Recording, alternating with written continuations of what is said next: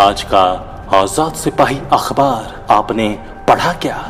पढ़ते रहिए अपना लोकप्रिय दैनिक अखबार आजाद सिपाही। नमस्कार, आजाद सिपाही के प्राइम बुलेटिन में आपका स्वागत है। मैं हूं मनीष सिंह। आज की प्राइम की खबरें कुछ इस प्रकार हैं। झारखंड का बजट सत्र 25 या 26 फरवरी से 1 मार्च को पेश हो सकता है बजट। बुधवार को कैबिनेट की बैठक में लगेगी मुहर। भाजपा को रोकने के लिए झामुमो ममता से हाथ मिलाने को तैयार। पार्टी के स्थापना दिवस समारोह में सीएम हेमंत बोले, राजनीतिक घटनाक्रम पर हमारी नजर। मंत्री रामेश्वर उरांव और बादल पहुंचे दिल्ली, साल भर के कामकाज की सौंपेंगे रिपोर्ट। जमशेदपुर में नाबालिग से गैंगरेप, 17 युवक हिरासत में। साहिबगंज में 17 घरों में लगी आग, अलाव की चिंगारी से हादसे की आशंका। झारखंड में अब तक की सबसे बड़ी साइबर ठगी, गायब किए गए मुआवजे के 10 करोड़ रुपए। अब आइए सुनते हैं खबर विस्तार से। केंद्रीय बजट के बाद अब झारखंड में वित्तीय वर्ष 2021-22 के बजट को लेकर तैयारियां शुरू हो गई हैं। झारखंड विधानसभा का बजट सत्र 25 या 26 फरवरी से शुरू हो सकता है। बुधवार को होने वाली कैबिनेट की बैठक में इस पर मुहर लग सकती है।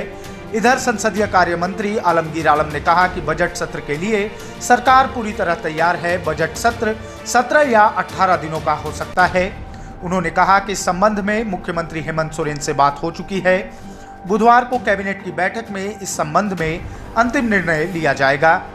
उन्होंने कहा कि बजट सत्र 25 या 26 फरवरी से शुरू होकर होली के पहले खत्म हो जाएगा। उन्होंने यह भी संकेत दिया कि 1 मार्च को विधानसभा के पटल पर वित्त मंत्री राज्य का बजट पेश कर सकते हैं। पश्चिम बंगाल विधानसभा चुनाव में भाजपा को रोकने के लिए झारखंड मुक्ति मोर्चा सत्ताधारी तृणमूल कांग्रेस के साथ हाथ मिला सकता है। मुख्यमंत्री हेमंत सोरेन ने इसके संकेत दिए हैं। उन्होंने कहा है कि ममता दीदी हमारे समान विचारधारा की है। पश्चिम बंगाल में भाजपा षड्यंत्र के तहत बिसात बिछा रही है। अभी के हालात में भाजपा को रोकना जरूरी है। ममता दीदी की पार्टी तृणमूल कांग्रेस से भी अभी कोई बातचीत नहीं हुई है, पर राजनीतिक घटनाक्रम पर हमारी नजर बनी हुई है। सोरेन मंगलवार को दुमका में झामुमो के 42वें स्थापना दिवस समारोह में बोल रहे थे। उन्होंने कहा कि भाजपा को रोकना जरूरी है। इसके लिए पश्चिम बंगाल की राजनीतिक घटनाक्रम पर हमारी नजर है। मुख्यमंत्री ने कहा कि झामुमो आंदोलन से उपजी पार्टी है। हमने आंदोलन से झारखंड हासिल किया है।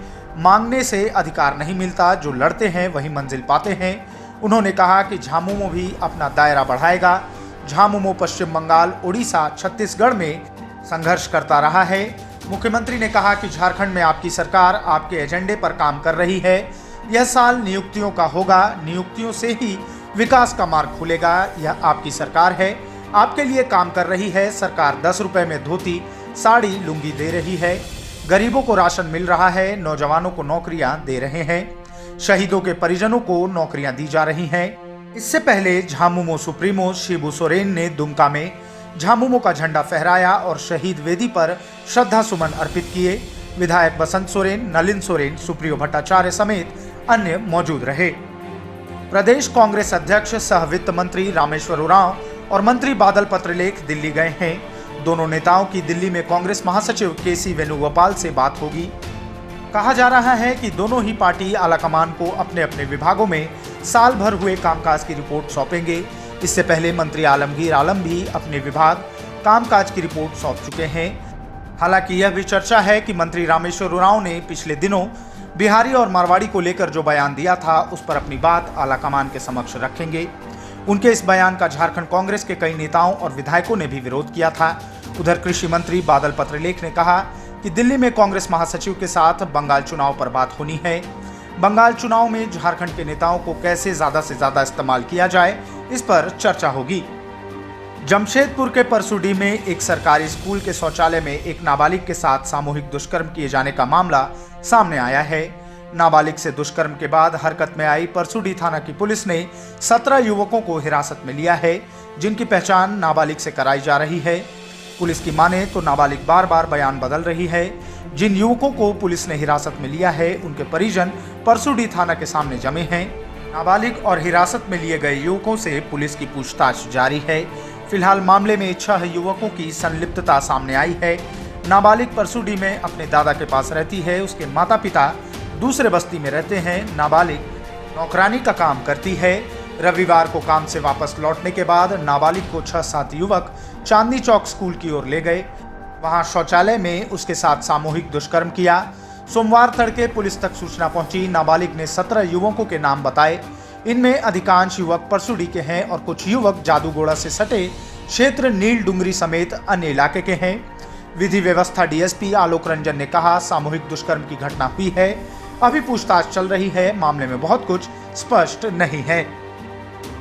साहेबगंज के मुफस्सिल थाना क्षेत्र में सोमवार की देर रात 17 घरों में आग लग गई।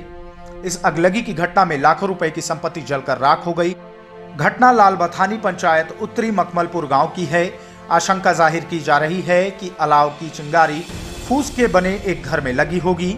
इसके बाद आग ने सभी घरों को अपनी चपेट में ले लिया होगा। घटना की सूचना पर मौके पर पहुंची दमकल की एक गाड़ी ने घंटों मशक्कत के बाद आग पर काबू पाया। हालांकि तब तक घर जलकर राख हो चुके थे। घटना उस समय घटी जब ग्रामीण सोने की तैयारी में लगे थे। बताया जा रहा है कि कोकाए रविदास के घर से अचानक आग की लपटें उठने लगी। जब तक लोग कुछ समझ पाते, आग ने विकराल रूप ले लिया। देखते ही देखते आग ने आसपास के 17 घरों को अपनी चपेट में ले लिया। ग्रामीणों ने पहले अपने स्तर से आग पर काबू पाने का प्रयास किया। जब वो असफल रहे तो फायर ब्रिगेड को सूचना दी। झारखंड में अब तक की सबसे बड़ी साइबर ठगी का खुलासा हुआ है। साइबर ठगों ने 10 करोड़ रुपए मुआवजे की राशि ही गायब कर दी है। मामला गढ़वा जिले का है। यहाँ के खरौंधी थाना क्षेत्र में डोमनी नदी है। यहाँ 2014 में राज्य सरकार ने बराज बनाने की स्वीकृति दी थी। इसका शिलान्यास 2014 में तत्कालीन विधायक ने किया था। बराज के आसपास रहने वाले रैयतों के लिए सरकार ने करोड़ों रुपए मुआवजा भेजा था, लेकिन उसमें से 10 करोड़ रुपए की अवैध निकासी कर ली गई। किसकी मिलीभगत से यह हुआ, किसी को पता नहीं। ग्रामीण इसी आस में बैठे हैं कि कब मुआवजा मिलेगा, लेकिन उन्हें यह पता नहीं है कि उनके रुपए लूट लिए गए हैं। विधायक भानु प्रताप शाही का कहना है कि गरीब किसान का पैसा था, 10 करोड़ कौन निकाल लिया यह अब तक पता नहीं चल पाया है।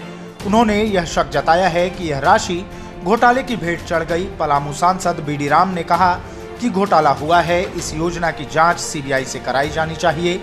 गढ़वा डीसी ने कहा कि यह साइबर क्राइम का मामला है, हम लोग इसकी जांच कर रहे हैं, जल्द इसका खुलासा होगा। आज के प्राइम बुलेटिन में बस इतना ही। आगे की न्यूज अपडेट्स जानने के लिए देखते रहिए आजाद सिपाही।